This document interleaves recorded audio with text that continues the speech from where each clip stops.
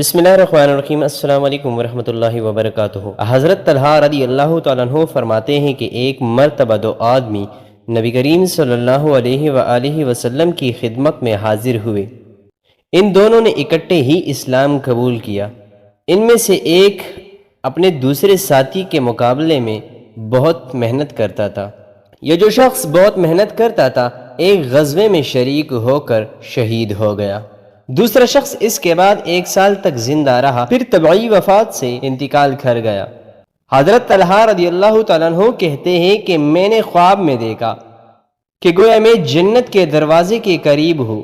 اچانک وہ دونوں مجھے دکھائی دیتے ہیں۔ جنت سے ایک آدمی باہر نکلتا ہے اور بعد میں فوت ہونے والے کو اندر داخل ہونے کی اجازت دے دیتا ہے۔ پھر وہ دونوں میرے پاس آتے ہیں اور مجھ سے کہتے ہیں کہ آپ ابھی واپس چلے جائیں، ابھی آپ کا وقت نہیں آیا ہے۔ جب صبح ہوئی تو حضرت طلحہ رضی اللہ تعالیٰ عنہ نے لوگوں کے سامنے یہ خواب ذکر کیا تو لوگوں کو بہت تعجب ہوا۔ نبی کریم صلی اللہ علیہ وآلہ وسلم کو معلوم ہوا تو آپ صلی اللہ علیہ وآلہ وسلم نے فرمایا تمہیں کس بات پر تعجب ہو رہا ہے؟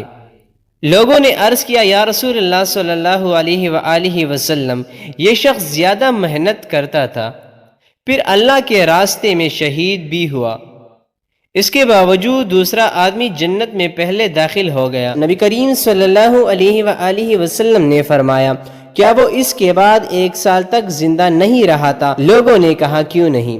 پھر فرمایا کیا اس نے رمضان کا مہینہ پا کر اس کے روزے نہیں رکھے تھے؟ لوگوں نے کہا کیوں نہیں؟ پھر فرمایا کیا اس نے سال میں اتنے سجدے نہیں کیے؟ لوگوں نے کہا کیوں نہیں؟ اس پر فرمایا کہ اسی وجہ سے تو ان دونوں کے درمیان زمین اور آسمان کا فاصلہ ہے۔